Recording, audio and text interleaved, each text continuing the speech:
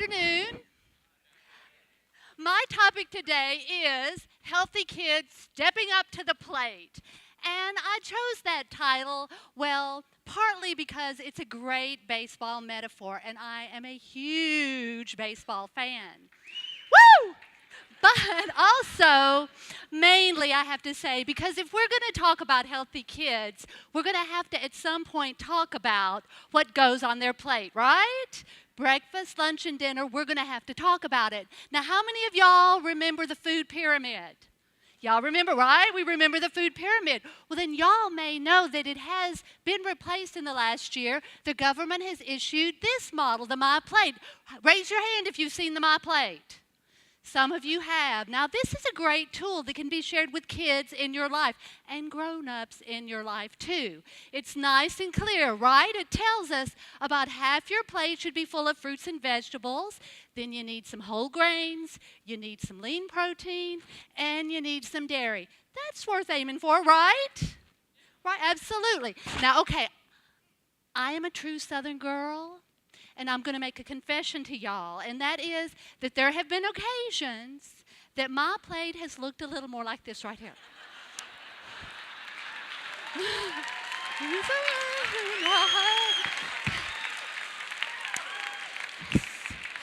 And by the way, that beverage was supposed to say sweet tea. I do not know what happened there. But okay, well, I mean, we're just all being honest together, right? But I will tell you, I am truly passionate about this issue of healthy kids.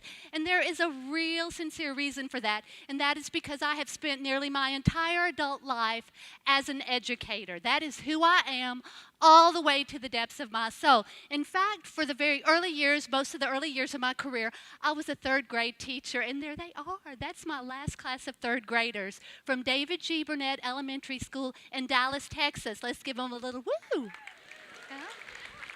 There they are. And they made this so real for me because as a teacher, when those kids came into my classroom and they sat down in front of me, if they had not had a healthy breakfast, if they had not had a good night's sleep, or if they had some stresses from home that were really weighing upon them, then they were not going to achieve to their highest potential. And that was what my life was all about, right? Helping these kids achieve to their highest potential. And so I'm going to really put a challenge out here today, some things that we can do to help all the kids in the realm, in our world around us, achieve to their highest potential. Now, this is why, because we know that healthy kids make better students, and better students make healthy communities. Now, give me a little woo if you believe that. Right? We know it's true, and so we're going to do everything we can together to make this happen. Now, we've all seen the headlines, right? We know that there are issues out there that we have to deal with. There are issues in childhood obesity. We've all seen the headlines about bullying, and we know a lot of these issues are related. And in fact, if we think about it, childhood obesity, which we hear and talk so much about, is the tip of the iceberg. And okay, here's my teacher coming out in me again, but what do we know about icebergs? That the tip of the iceberg, about 10% is visible above the surface, right?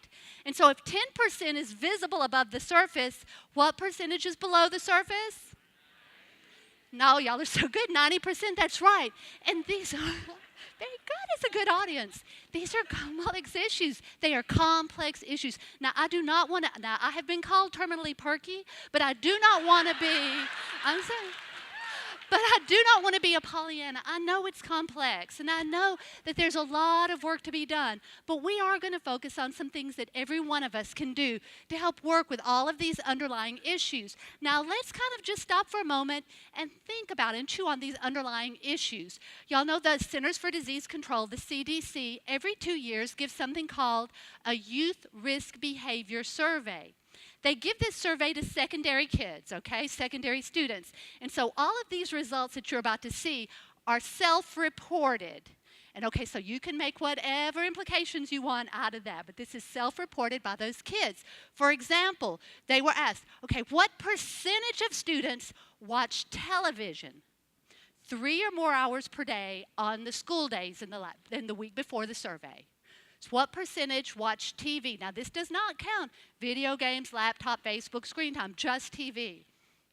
That number was about 32%. Okay, now remember this is self-reported, so what are you thinking in your head? It might even be a little bit larger, right? Here's another one for you. And let's start thinking about connecting the dots, right? Because inactivity is definitely one of the contributing factors to what? Exactly. Here's another one. Students, what percentage of students actually got their recommended 5 servings of fruits or vegetables a day? Self-reported. 22% said that they got their 5 servings. Now here's one more, and this one, I'm gonna do a little teacher thing for y'all. It's like a little think, pair, share, right? Okay, so I'm gonna put this next one up here, and I'm gonna ask you to turn to the person sitting next to you and see if you can come to consensus on about what you think that percentage is. Okay, what percentage of students were actually physically active at least 60 minutes a day in the 7 days before this survey? Turn to your neighbor. What do you think?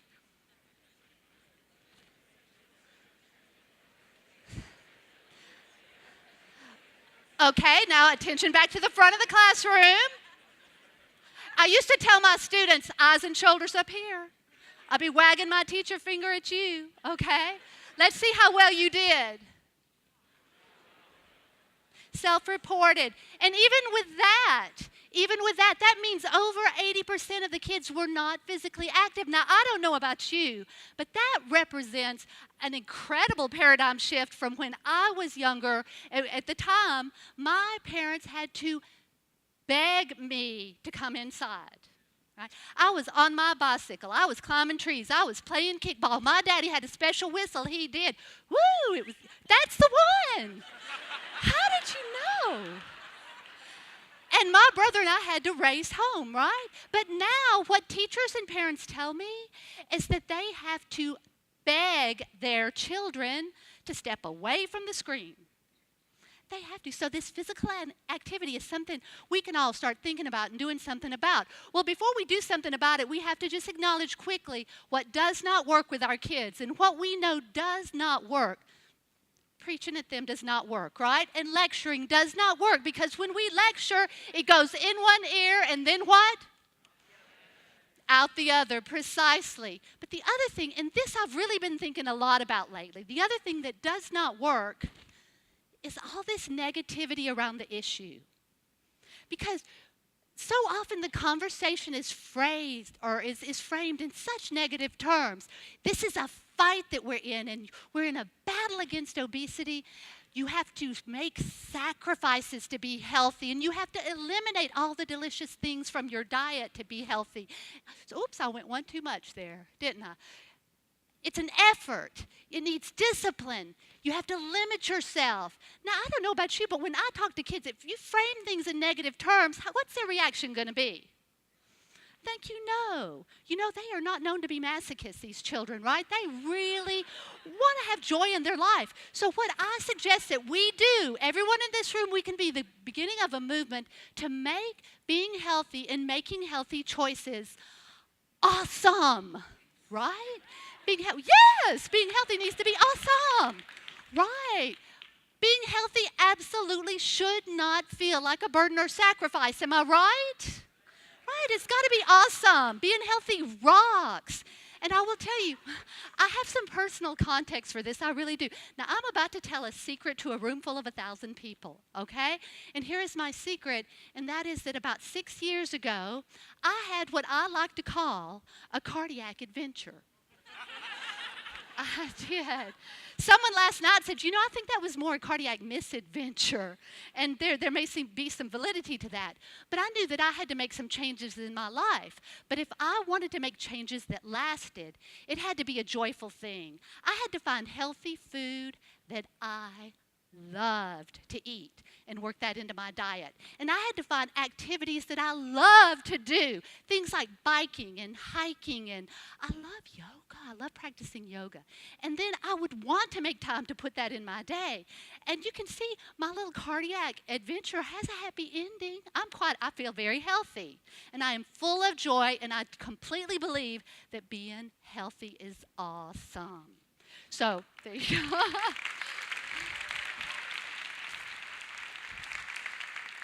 So, What does work? Well, reframing the way we talk about health to be something joyful and awesome and something you look forward to certainly can make a difference. I was speaking to a room full of Metro Nashville middle school principals about a month ago, and one of those principals said something to me that just had such an impact because it made such sense.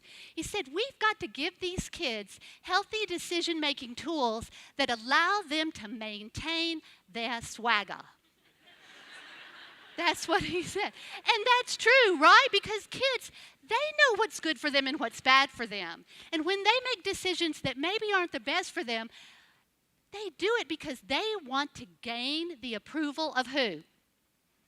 Their peers, of course. So we've got to help them maintain their swagger. And there are some tools that teachers can use to do this. There's something called the National Health Education Standards, and there are 8 of them. And the first one is about concepts. And the concepts are what you kind of think of as health ed, right? This is good for you, this is bad for you. But it's standards 2 through 8 that really get juicy. These are the really good ones. For example, analyzing influences. If we can, with the kids in our life, talk to them about influences in their world. How many of you have watched Saturday morning TV with a kid lately? And see commercials, by the way, speak of the devil, commercials where they see sugary cereals and they see candy. And do you talk to your kids and say, why do you think they put those commercials on during cartoons and during Saturday morning, right? And why do they do it? Because they know those things are good for you? No, they do it. Well, you know, we know why they do it, right? So talk to the kids about that. And not just negative influences, but positive influences. So instead of the sugary cereals, maybe you give them a choice of really healthy things and say, now you pick, because I know you love this and this and this, and breakfast is the most important meal of the day. So which one of these is going to make you the happiest? Which one of these healthy breakfasts is going to fill you up with joy? And let them choose that. So analyzing influences, accessing information. Now, this is a big one because we all know nowadays there is so much information out there, right? It's like drinking water out of a fire hose, somebody said to me once, because there's so much. We've got to help our kids find good, valid sources of information. How do they evaluate the information they're finding out there? How do they know where to turn? How do they use that information? And with health, that's super important because tell me, is it not true that we are always hearing that what was good for us yesterday is bad for us today, and then might be good for us again tomorrow? I mean, it's evolving, right? One more that I'll just speak to, and that is interpersonal communication, because this ties right back. With our kids, if somebody comes up to them and says, oh, come on, all the cool kids are doing it. You need to try this, right? We've got to give them a way to say no and still keep their what? Swagger, exactly. So all of these skills are really very good, aren't they? And then they make decisions, they set a goal, they track their progress toward that goal, and then the ultimate standard, the one we all aim for, is that they then advocate to their peers. So we're changing the culture of health to be a positive thing. We are making health awesome when we get the kids to advocate. So these are the standards that they're using. Now, let's visit a classroom. And that, by the way, is what my classroom looked like when I was a new teacher. Okay? And that is what I thought a classroom was supposed to look like. What do you notice? They're in their little rows, in their little desks, their little hands are folded. Yes, teacher, right? That's what I thought good teaching was, right? And there are times when they need to be like that. But I want to show you a classroom that I visited in Charleston, South Carolina about a month ago. They have amazing programs there. And this is a classroom in one of the school buildings. And I know, right? Are you clapping for the sit and spin because you have happy memories? Yeah. This was fantastic, though. Teachers sign up for this. It's a classroom in the building, and teachers sign up. And then what the kids do is they do things like they skip count or they jump rope doing their ABCs or counting their numbers or doing something. And physically, they're just getting their heart pumping, and they're up, and they're moving, and they're physically active, and they're joyful, and they're having a ball, and it's really purposeful. And here's the cool thing about this, is they are gathering empirical data that really backs up what they're doing. They are seeing their discipline referrals plummet, and their academic achievement skyrocket, and that's exciting. But we know there are cognitive benefits to getting kids up and moving and getting the blood flowing. Now, okay, I have a treat for y'all. Are y'all ready for a treat? Here I am, a grown woman, and I felt like as a teacher, in order to have courage, I needed to invite a 7-year-old on stage with me, and that would be Miss Ella. Ella, will you come out and join me? Give her a hand. Woo!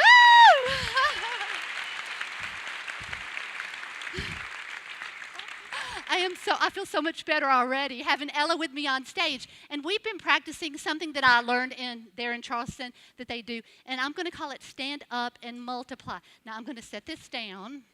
And we've been practicing this. Are you ready, Ella? Yep. All right, excellent. We're going to practice skip counting, which is kind of help us get ready for our times tables, right? So here's how you do it. We stand up, and then, okay, this time I'm going to go first, Okay. right? Okay, and we're going to be nice and loud, and I'm going to go 2, 4, 6, 8, 10, 12, 14, 16. 18, 20, and high 10. Woo! Okay, there you go. How about that?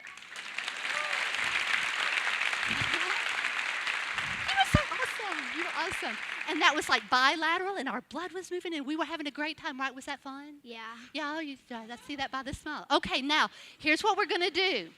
Is we're going to do it again. This time, Ella's going to go first, and what are we going to skip count by? 5. We're going to skip count by 5s. But here's the thing. I'm going to ask if y'all willing to turn the house lights up for just a moment.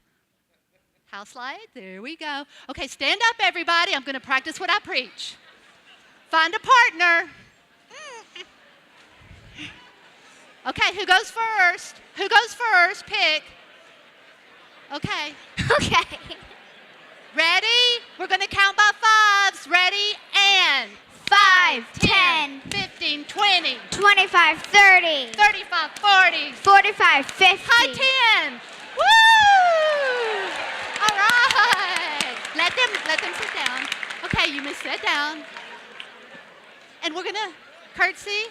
Do your curtsy. There you go. Okay. Thank you. Thank you. Give her a hand. You can go now. Okay. Fantastic, right?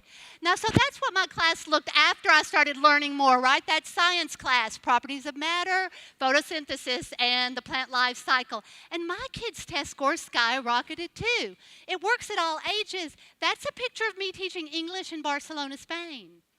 I am teaching English. How many of you learned a foreign language quite like that? They are square dancing. I wanted to give them a little southern flavor. In fact, I also, while I was there, taught at the Police Academy in Barcelona. And so if y'all ever go to Barcelona and a policeman says to you, now y'all need to move your car or it will be ticketed and towed, that's because I was their teacher. So here's your call to action in closing. What can we do about this issue? I'm going to give you a tool, something you can tweet right away. It's called 5210. 5210, there's a group in Maine, they're called Let's Go, and they were the anchor organization. 5 fruits and vegetables per day, 2 hours or less of screen time, 1 hour of physical activity or more, and 0 sugary soft drinks. Okay, you got it? Okay, 5210, right? It's good. We can do this. Okay, if your number was not like that yesterday, that's okay. Because tomorrow it's going to be closer, right? It's going to be closer. Tell me it's going to be closer. Okay, you pick one of these. Tell it to all the kids you know and make it happen, okay?